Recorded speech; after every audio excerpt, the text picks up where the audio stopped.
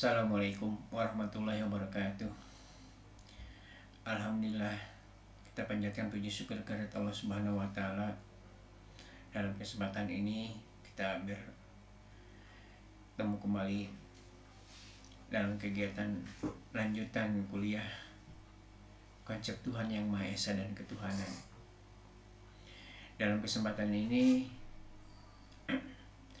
kita akan membahas konsep ketuhanan dalam pandangan dan agama yang berada di Indonesia. Kita akan membahas konsep Tuhan yang pertama dalam agama Kristen. Namun sebelumnya perlu kami sampaikan bahwa bahasan tentang Tuhan dalam agama ini bahasan yang sangat sensitif. Semata-mata bukan karena kita tidak punya maksud untuk membandingkan antara agama dengan agama lain tentang Tuhannya, tapi semata-mata ini adalah membuka wawasan keilmuan sebagai mahasiswa. Baik, mudah-mudahan tidak ada yang terluka dengan kata-kata yang saya sampaikan tadi, atau memang kalaupun ada yang keliru atau yang salah, itu semata-mata karena kefakiran saya sebagai manusia biasa. Yang pertama, kita akan bahas konsep Tuhan dalam agama Kristen. Di dalam semua yang mencari Tuhan hendaklah bergembira. Dalam Mazmur 105 ya, ayat 3. Biarpun manusia melupakan atau menolak Tuhan, namun Tuhan tidak berhenti memanggil kembali setiap manusia supaya ia mencarinya serta hidup dan menemukan kebahagiaannya. Tetapi pencarian itu menuntut dari manusia seluruh usaha berpikir dan penyesuaian kehendak yang tepat, hati yang tulus, dan kesaksian orang lain yang mengajar kepadanya untuk mencari Tuhan. Ini dikutip dari Katekismus Gereja Katolik, Konstitusi Apostolik, Uskup Yohanes Paulus II, paragraf 30.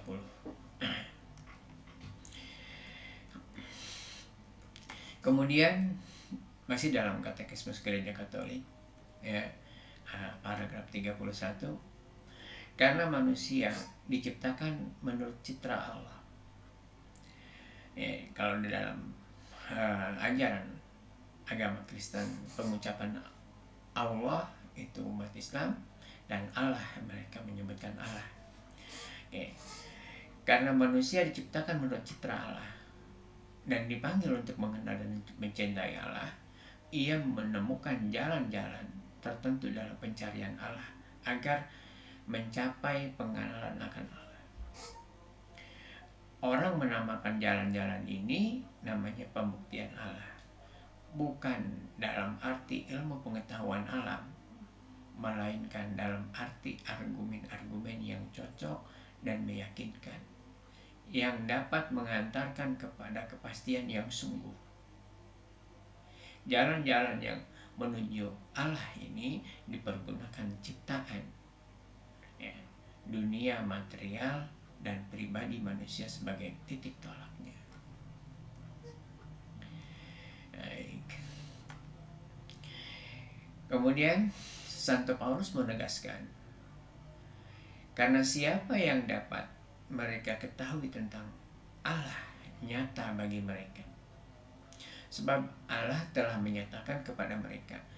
Sebab siapa yang tidak tampak daripadanya, yaitu kekuatannya yang kekal dan keilahiannya, dapat tampak kepada pikiran dari karyanya sejak dunia diciptakan, sehingga mereka tidak dapat berdalih.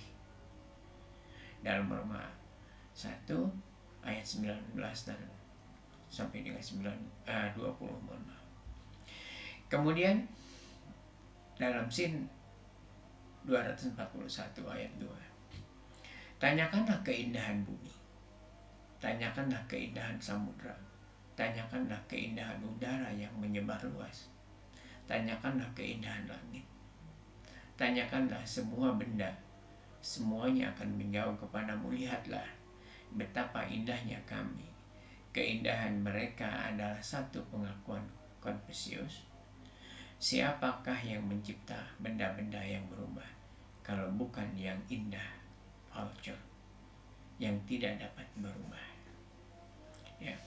Jadi karena tadi mencari Tuhan, konsepnya dalam ketuhanan ini, tanyakanlah kepada bumi, tanyakanlah kepada keindahan samudra, tanyakan kepada keindahan udara yang menyebar luas, tanyakan kepada artinya lihatlah apa yang ada ya di bumi, tanyakan kepada samudra keindahannya, terus kemudian tanyakanlah kepada udara, tanyakanlah kepada semua benda, semua akan menjawab bahwa Allah atau Tuhan adalah lebih indah dan tidak dapat berubah. Oke. Kemudian konsep Tuhan dalam Katolik. Dalam konsep Katolik, konsep Trinitas ini tidak dapat dijelaskan dengan akal. Bukan berarti bahwa Allah Tritunggal ini adalah konsep yang sama sekali tidak masuk akal. Berikut ini ada sedikit uraian bagaimana kita dapat memahami Trinitas. Walaupun pada akhirnya harus kita akui bahwa adanya 3 pribadi dalam Allah yang satu merupakan misteri yang tidak cukup kita jelaskan dengan akal. Sebab jika kita dapat jelaskan dengan tuntas, maka hal itu sudah tidak menjadi misteri lagi. Ya, karena Tuhan adalah misteri, dan jika misteri itu sudah terbuka, maka itu sudah bukan lagi misteri namanya. Ya, dalam Santo Agustinus bahkan menyatakan, kalau engkau memahaminya, ia bukan lagi Allah. Jadi kalau memahami betul, nah sudah, itu bukan misteri lagi dan itu bukan lagi Allah. Ya. Oke, ini dikutip dalam Katekismus Gereja Katolik 230. Konsep Allah Tritunggal ada yang membandingkannya dengan matahari. Kenapa dengan matahari? Karena matahari itu terdiri dari 3 komponen. Yang pertama, matahari itu sendiri, sinar, dan panas. Atau dengan segitiga, di mana Allah Bapa, Allah Putra, dan Allah Kudus menempati masing-masing sudut, namun tetap dalam segitiga. Bahkan ada yang mencoba menjelaskan Trinitas itu seperti menganalogikan dengan kopi, susu, dan gula, yang akhirnya menjadi kopi, susu kopi yang manis. Ini analoginya. Ya. Oke, kita akan bahas selanjutnya. Penjelasan yang menggunakan analogi ini memang ada benarnya, namun sebenarnya tidak cukup, sehingga sangat sulit diterima oleh orang-orang non-Kristen. Apalagi dengan perkataan pokoknya percaya saja. Ini jelas tidak dapat memuaskan orang bertanya.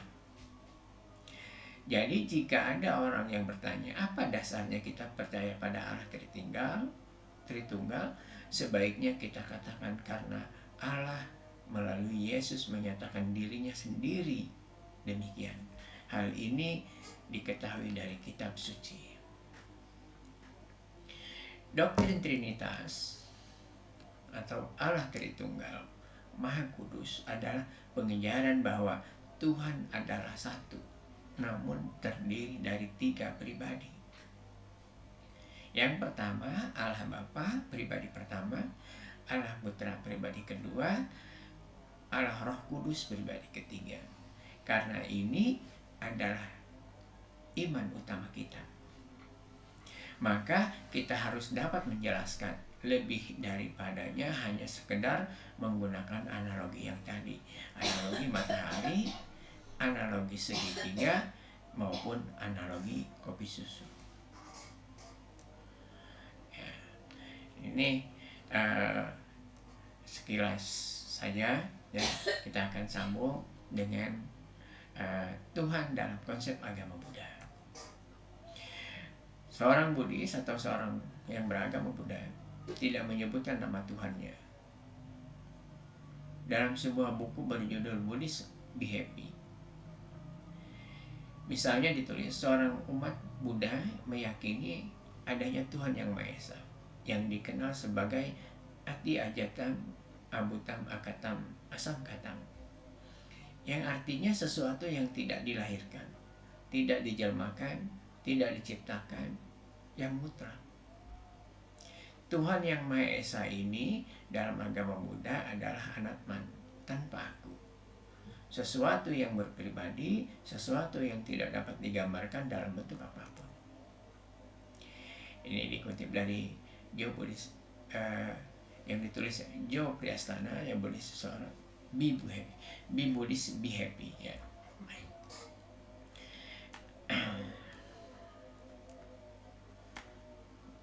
Kemudian dalam buku yang berjudul Ceramah Biku Utomo Tera, ya, Biku Utomo Tera, buku kelima, Buddha Dhamma dalam kehidupan sehari-hari dijelaskan mengapa para dewa tidak mau turun dari surga dan menemui manusia. Sang Buddha yang telah wafat hampir 3000 tahun lamanya itu sebenarnya baru sekejap saja untuk alam dewa. Hanya saja sebenarnya dalam Dhamma, alam manusia itu sungguh kotor dan busuk bagi para dewa. Para dewa tidak berminat mendekati manusia, dari jarak jauh pun mereka sudah terganggu dengan bau manusia. Ini ada pada halaman 21 buku ceramah buku, ya, Biku Utomo Tera. Nah, jadi Tuhan dalam agama Buddha bukanlah Siddhartha Gautama, seorang beragama Buddha atau Buddhisme yang juga menolak adanya sosok Maha Kuasa sebagai pencipta dan menyatakan bahwa alam semesta diatur oleh 5 hukum kosmis. Apa ya, niyama yang disebut hukum kosmis itu niyama dhamma, yaitu utu niyama, bija niyama, kama niyama, cita niyama, dan dhamma niyama. Hal ini dipandang oleh orang, ya, sebagai perbedaan utama antara Buddhisme dan agama-agama lain. Umat Buddha menerima keberadaan makhluk hidup di alam yang lebih tinggi, yang dikenal dengan dewa. Tetapi mereka seperti manusia yang dikatakan menderita di samsara, belum tentu lebih bijaksana daripada makhluk lainnya. Bahkan Buddha sering disebutkan sebagai guru para dewa dan lebih unggul dari mereka. Meskipun dewa seperti semua makhluk hidup lainnya mungkin menjadi bodhisattva, tercerahkan dan mencapai kesucian, ibadah umat Buddha lebih fokus pada hukum spiritual alam, ya, alam semesta, untuk mencapai pencerahan diri sehingga sampai pada akhir dari nafsu yang menyebabkan semua penderitaan kelahiran, usia, tua, penyakit, kematian, kepedihan, ratapan, dan keputusan yang disebut nibbana. Oke, ini pandangan dari agama Buddha. Kemudian konsep Tuhan dalam agama Hindu. Agama Hindu juga mempunyai konsep Tuhan sendiri, ya. Alan Danilo menulis dalam bukunya God of India, Hindu Polytheism. Jadi Hindu atau pemahaman atau ajaran agama Hindu, atau lebih tepatnya agama abadi, Sanatana Dharma, seperti yang disebutnya, diakui untuk setiap usia dan setiap negara, bentuk baru wahyu, dan untuk setiap manusia menurut tahap perkembangannya berbeda dari ibadahnya. moralitasnya yang berbeda, ritual yang berbeda, dewa yang berbeda, jadi berbeda-beda ya, dewanya berbeda, kemudian ritualnya juga beda, moralnya juga berbeda, ibadahnya juga berbeda. Nah, ini pandangan-pandangan konsep Tuhan dalam agama Hindu. Jadi setiap negara juga beda. Nah, jadi ada Hindu Bali, Hindu India, dan yang lain-lain itu berbeda. Oke, ini pemahamannya seperti itu. Kemudian agama Hindu berkembang pertama kali di lembah Sungai Suci Sindhu, ya, di Bharata swasta India. Di lembah suci Sindhu inilah para maharsi menerima wahyu Brahman, Sang Hyang Widiwasa, dan kemudian diabadikan dalam bentuk pustaka suci Weda. Weda adalah kitab suci agama Hindu yang mengandung pengetahuan suci maha sempurna, kekal abadi mengenai Brahman, Sang Hyang Widi. Ya, ini gerakan keagamaan Arya Samaj yang didirikan di India pada tahun 1875 oleh Swami Dayananda Saraswati. Kemudian ada 3 inti ajaran pustaka suci Weda. Yang pertama adalah Weda adalah wahyu Tuhan. Hal ini terbukti dari persesuaiannya dengan alam semesta. Kemudian Weda adalah satu-satunya wahyu Tuhan, sebab tidak ada kitab lain yang sepadan dengan Weda. Kemudian yang ketiga, Weda adalah sumber pokok bagi ilmu agama segala manusia. Baik, ya, ini sebentar saja. Kemudian selanjutnya sekarang penegasan keesaan Allah menurut dalam pandangan agama Islam. Dalam agama Islam, Al-Quran menerangkan dengan jelas dan tegas tentang keesaan Allah Subhanahu wa Ta'ala dalam banyak ayat, antara lain yang berbunyi, A'udzubillahi minasyaitonirrajim, Bismillahirrahmanirrahim, wa ilahukum ilahu wahid, la ilaha illallah rahmanir rahim. Dan Tuhanmu adalah Tuhan yang Maha Esa. Tidak ada Tuhan yang berhak disembah melainkan Dia, yang Maha Pemurah lagi Maha Penyayang. Dalam surat Al-Baqarah ayat 163. Kemudian dalam surat Al-An'am ayat 19, Qul ayyu syai'in akbaru syahadah, Qulillahi syahidun baini wa bainakum, wa uhiya ilayya hadzal Qur'an liyundirakum bihi wa man balagh, liyundirakum bihi wa man balagh, a innakum latashhadu anna ma'allah alihatan ukhra, qul la ashhadu, qul innama huwa ilahun wahidun wa innani bari'um mimma tusyrikun. Katakanlah, sesungguhnya yang lebih kuat persaksiannya. Katakanlah, Allah, Dia menjadi saksi antara aku dan kamu. Dan Al-Quran ini diwahyukan kepadaku supaya aku memberi peringatan kepadamu dan kepada orang-orang yang sampai Al-Quran kepadanya. Apakah sesungguhnya kamu mengakui bahwa tidak ada Tuhan yang lain di samping Allah? Katakanlah, aku tidak mengakui. Katakanlah, sesungguhnya Dia adalah Tuhan yang Maha Esa, dan sesungguhnya aku berlepas dari apa yang kamu persekutukan dengan Allah. Dalam surat Al-An'am ayat 19. Kemudian dikutip dari buku Islam dan Pluralisme Agama yang memperkukuh tauhid pada zaman kekeliruan oleh Khalid Muhammad Haris. Jadi konsep Tuhan yang Maha Esa dalam Islam adalah wahdaniyah, menekankan hakikat bahwa Tuhan yang semestinya lebih tinggi dan lebih agung dari raja, penguasaan dan kekuasaannya itu sendiri menuntut keunggulan, kekuasaan dan kehebatan yang tertinggi dari yang lain, dan oleh karenanya sudah semestinya meniscayakan keesaan. Oleh karena itu dalam Al-Quran disebut, kalau ada di langit dan di bumi Tuhan-Tuhan yang lain dari Allah, niscaya akan rusaklah pentadbiran keduanya.